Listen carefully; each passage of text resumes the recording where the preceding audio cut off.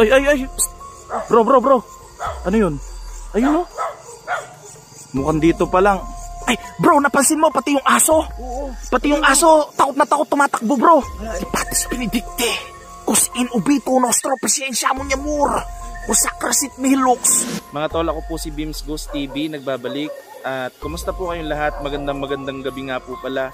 At sa video ito ay nandito po tayo sa isang critical na area kung saan ay dito po sa areang ito ay marami na pong nakasaksi na marami na rin pong mga na-aksidente dito at ang iba po ay nagbuwis po ng buhay. Kaya sa lugar po na ito o sa karsadang ito ay meron pong talagang paranormal, no, na history po dito. Kaya po pupuntahan po natin ang areang ito at i-explore. At kung mapapansin nyo po, meron pong slow down sa aking likuran dahil bilang babala po sa mga dumadaan dito para sila po ay mag-ingat po, no, sa critical na road na ito. Lalo na po ang daan dito ay puro kurbada po. Aalamin po natin kung totoo po na meron nga bang lumilitaw dito na ito po ay nagiging sanhi ng mga aksidente.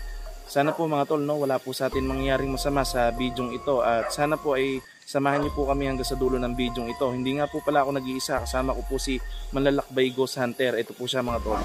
Ayun, magandang gabi mga idol. Sa wakas, nakarating po tayo ng safe dito sa lugar ng ating idol Beams Ghost TV, ano? Malayo pong ating nalakbay mga idol, kaya po ay pumunta rito para po makasaksi sa lahat po ng mga exploration niya at makasama niya po sa kanyang pag-i-explore ngayong gabi. So ayan mga idol, sana po ako po yumuyo ko sa inyo at sana po itulungan ninyo ako sa aking channel. Bisitahin po ninyo at sana po ipakisubscribe na lang po ang aking channel para po kahit sa kaunting tulong ay matulungan niyo po ako na umangat naman kahit paano.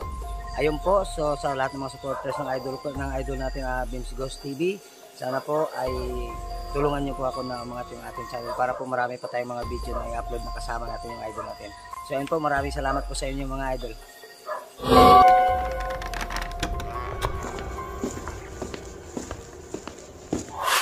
Mga tol, nandito na po tayo sa area po kung saan po ay dito po ay accident prone area na po, no. Nakikita niyo po yung puti na yun po yung slow down, accident prone area.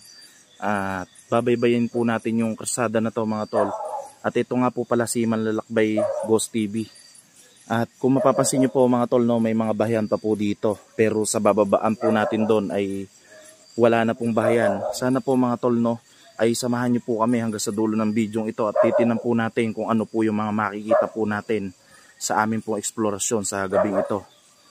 Dito mga tol, yung maingay po yung aso. Huwag niyo na po pansinin yun kasi may mga bahayan po dito. I-challenge po natin mga tol yung sarili natin dito kung makakapunta po tayo hanggang dulo dahil dito po talaga ay marami pong nagpapatunay po na meron daw po ditong lumilitaw po na hindi daw po pangkaraniwan o multo daw po, no, na siya daw po naging sanhi po ng aksidente po dito. At ayan po mga tol, no, mga bahayan pa po ito. Kasi mga tol, kung mapapansin nyo, kurbada po itong karsada na to. At siyempre mga tol, kung may lilitaw nga naman na makikita sila, talaga pong maaksidente po. Dahil matataranta po yung sasakyan mga tol, no. Bro, madaling araw na, may dumadaan pang truck, no? Mga idol is 253. Ay, ay, ay. Bro, bro, bro. Ano yun? Ayun, no? Mukhang dito pa lang. Mukhang dito pa lang, bro. Hindi pa tayo nakarating sa pupunta. Hindi pa tayo nakakarating. Hinaharang na tayo, ya. Alay. Ano ba yun, bro? Natin. Hindi, titinan muna natin kung ano to. Ayun, no? Ay, bro, napansin mo pati yung aso? Oo. Pati yung aso, takot na takot tumatakbo, bro. Ayun mga idol. Nakikita niyo Hala, ba? tapos napansin ko kumakapal yung ano, parang hamog ba? Hamog ba o usok? Oo, kumakapal. Uy, may kilabutan ako, bro. Ay, biglang lumamig. Oo, Bro. nanginginig yung katawan ko, bro. Naninikip yung dibdib ko, bro. Diyos ko, mga tol. Dito sa kabila, bro. Ay, nakalutang ba, bro? Ay, nakaupo. Parang nakaupo, bro. Nakalutang yata, bro, eh. Ay, hindi. Nakaupo nga, bro. Ayun, oh. Ayun, mga tol, oh. Ay, ito siguro, bro, yung sinasabi nila, ano? Pinapaligiran siya mga tol ng usok. Usok ba yun? Ay, bro. Ito siguro yung sinasabi nila na nagpapakita dito sa kurbada mismo. Oo. Yung base sa mga taong nakausap natin. Yung nakausap ko kanina. Hindi, di ba marami daw na aksidente dito at napakadalas na aksidente. Ayan o, kurbada yan, no? Siguro kung bumabangga sila. Diyan mismo may na aksidente eh. Ay, parang... Bumabangga sila kasi naiilang sila. Hindi, siguro dinidistract niya. Oo. Parang ayaw niya tayong paraan eh. Napansin mo ba? Nagpakita siya sa atin. Kasi mga tol, doon sa gawin na yun, doon na yung marami na aksidente. Hindi, baka isa din to sa na-aksidente dito. Ngayon, hindi niya matanggap yung namatay siyang biglaan. Oo, kaya nagpapakita siya.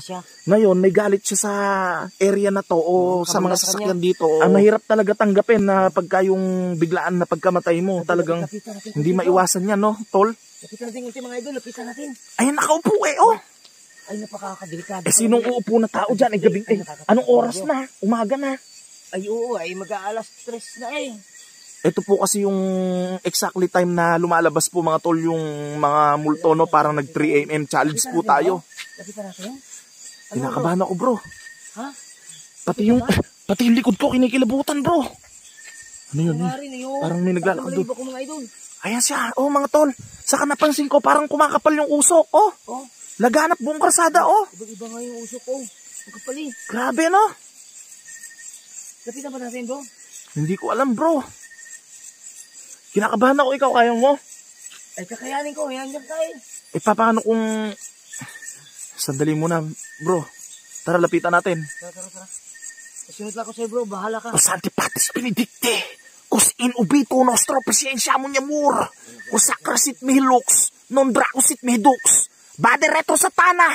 Namguang suades mihi bana. Soont malakwel libas. Epsi binina. Libas. Oh, bro, nagtatahulan yung mga aso, bro. Ay, gulo mo ng aso. Nagtahul na. Oh my God. Ayan, oh, kitang-kita siya, nakaupo siya, oh. Lapitan natin, puti. Wala siyang ulo, bro. Bro, wala siyang ulo. My God. Ay, walang ulo nga, bro. May ulo ba wala, bro? Wala. Walang ulo. Ay, nawala siya, oh. Di ba yun? Nawala siya, ayun, oh. Ano yun? Bigla siya nawala, bro? Oo, ayun, oh. Bigla siya nawala. Oh my God.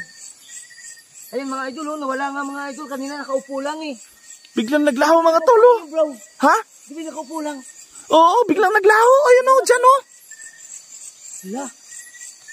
Bro, talasan mo, ha? Baka nandyan lang siya sa paligid. Dito siya nawala, bro. Ito, oh, yung upuan. Ayun, oh. Perfect ko lang yung mga kahoy. Oo. Dito siya nakaupo kanina, bro. Tara, bro. Bro, samahan mo ako dito. I-check natin dito. Mga tol, no? Mataas na po ito, mga tol. Talaga po, mga tol, no? Na legit po na talaga pong pinakitaan po kami dito. Siguro po ay kaya po siya nagpakita dahil kailangan po niya ng panalangin o limilitaw talaga siya dito kaya maraming na aksidente dito sa harapan na to. Siguro nga ganun, no? Nakakatakot naman din eh. Tapos, hoy, siguro dyan siya nakatira sa abandonadong bahay na yan. May narinig ka, parang tahol ng aso na napakalaki galing. Ang lakas eh. Parang galing dyan sa taas. Saka eto, napansin ko to, baka dyan siya nakatira sa bahay na yan. Ayan, no? Abandonadong bahay pala yan. Oo. Parang Mga tol, no? Abandonadong bahay po pala yan, no? ay, mga idol. Siguro dyan po siya nakatira, no? At hindi po natin alam yung history niyan. Tapos bro, napansin ko dito, napakaraming puno. Ayan, no? Mga puno. Tapos sabi sa akin ng ano bro, yung napagtanungan ko, nung wala ka pa kanina, eto daw, bakanting pwesto na daw to. Wala na daw nakatira dito. Dito, ayan, no? Wala na daw nakatira. Tapos tabi-tabi malalaking puno. Abandon tindahan pala. Mapapansin nyo po mga tol, no? Yung kurba po ng daan, doon sa may gawin na yon, kumurba na naman po doon. Ayun, no? Makikita nyo po, no? Bigla pong limikong ganon, pa ganon. Yung karsada po doon sa may gawi doon. Bro, tara baka nandito lang siya. So mga tol, no, talasan nyo po yung mga mata nyo at kung may makikita po kayong kakaiba dito ay i-comment nyo po sa comment section at pag-usapan po natin. Talaga pong nanginginig yung tuhod ko kanina pa mga tol, no? Bro, sa likod. Talasan mo. Dito siya, di ba? Kanina, ayan, no? Nalampasan na natin. Bro, talasan mo, bro, ha? Grabe, ngayon lang po kami naka-experience ng ganito mga tol, no? Matagal nagpakita eh. Kasi mga tol, karaniwan nakakita talaga tayo ng mga nilalang na hindi nakikita kagaya ng multo. Mabilis lang. Eh ngayon matagal bro, no? Matagal talaga siya nagpakita, talagang desidido siya na mag-abang ng mga sasakyan dito para ma-aksidente, ganon, no? Oo nga, akala ko nga rin, nananakot lang eh. Tara bro, diretso tayo. Uy, bro. Uy. Ayun o. Oh my God. Naglalakad na bro, lumulutang. Lumulutang bro, walang paa. Oh my God, walang paa mga. Mga tol. Ano ba yan? Ano ba yan tol? Ayun o. Ano ba yan bro? Ayun o, puting-puti. Oh my God. Walang ulo bro. Walang ulo, ayun o. Oh my God, ano ba yan bro? Lugutin natin. Grabe mga tol, ayun o. Nawala. Ay mga idol, kumain namin eh. Idol, sabi, pumunta namin mga idol. Napipilipit yung dila kasi takot. Nawala bro eh. First time ko makakita na ganun. Mga idol. Grabe. Kinikilabutan ako. Pagpasok pa lang dito, nakakilabot na po. Bro. Ala na bro. Ala na. Ayan o. Wala na bro. Wala naman daanan dito pababa ah. Eh kurbada na naman yun, no? Ayun, no, papaliko na may daan doon. Ay talaga palang, puro papaliko yung daan, kaya pala marami ditong na-aksidente, bro. Kaya pala puro tad-tad na accident prone area yung, yung daan. Delikado dito, bro. Parang, bro, wag na tayong tumuloy kasi bad sign na to. Bad sign na to, mga tol. Pinakitaan na naman po kami. Parang ayaw niya kaming paraanin, tumuwid na siya dito. Ibig sabihin, huwag kayong dadaan. Mga tol, no, pagka po nakakita kayo ng multong gano'n na bigla pong tumawid, babala na po yun na huwag po kayong dumaan sa at hindi po maganda yung mangyayari pag tumuloy pa. Sa kanina mga idol, hindi ko na pamunta, nawala bigla eh. Oo nga eh. Parang pakaramdam ko bro, parang napansin ko bro, parang pumasok sa poste. Sa loob ng poste na to? Oo, parang pumasok sa poste. Hindi na tayo tutuloy. Tara bro. Tara, balik tayo. Mga tol, balik po tayo. At least maging safe po tayo, no. Sana po mga tol, no, abangan niyo po yung mga susunod po namin mga eksplorasyon. Grabe, umaambon-ambon pa mga tol.